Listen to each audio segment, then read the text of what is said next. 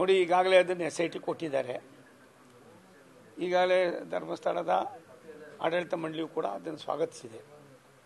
ಅದು ಎಷ್ಟು ಜಲ್ದಿನೋ ಅಷ್ಟು ಜಲ್ದಿ ಅದರ ಸತ್ಯ ಹೊರಬರಲಿ. ಬಟ್ ಒಂದು ಕಾನೂನು ಎಲ್ಲಕ್ಕಿಂತ ದೊಡ್ಡದು. ಟೀಕೆ ಮಾಡೋದು, ಅಪಾದನೆ ಮಾಡೋದು ಭಾರಿ ಸುಲಭ.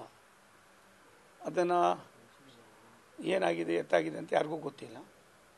ಅದರಿಂದ ಅದು SIT ಇರೋದ್ರಿಂದ ಅದು ತಾನೇ ತನ್ನ ಕೆಲಸನ ತಾನು ಮಾಡ್ಕೊಂಡು ಹೋಗ್ತದೆ. ತಪ್ಪಿತಸ್ಥರಿದ್ದರೆ ಮತ್ತೊಂದಿದ್ರೆ ಮಗದೊಂದಿದ್ರೆ ಅದು ಹೊರಗಡೆ ಬರ್ತಾರೆ. ನೋಡಿ, ಈಗಾಗಲೇ ಅದನ್ನು SIT ಕೊಟ್ಟಿದ್ದಾರೆ. ಈಗಾಗಲೇ ಧರ್ಮಸ್ಥಳದ ಆಡಳಿತ ಮಂಡಳಿಯು ಕೂಡ ಅದನ್ನು ಸ್ವಾಗತಿಸಿದೆ. ಅದು ಎಷ್ಟು ಜಲ್ದಿನೋ ಅಷ್ಟು ಜಲ್ದಿ ಅದರ ಸತ್ಯ ಹೊರಬರಲಿ.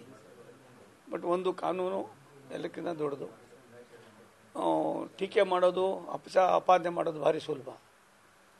ಅದನ್ನು ಏನಾಗಿದೆ ಎತ್ತಾಗಿದೆ ಅಂತ ಯಾರಿಗೂ ಗೊತ್ತಿಲ್ಲ. ಅದರಿಂದ ಅದು SIT ಇರೋದ್ರಿಂದ ಅದು ತಾನೇ ತನ್ನ ಕೆಲಸನ ತಾನು ಮಾಡ್ಕೊಂಡು ಹೋಗ್ತದೆ. ತಪ್ಪಿತಸ್ಥರಿದ್ದರೆ ಮತ್ತೊಂದಿದ್ರೆ ಮಗದೊಂದಿದ್ರೆ ಅದು ಹೊರಗಡೆ ಬರ್ತಾರೆ.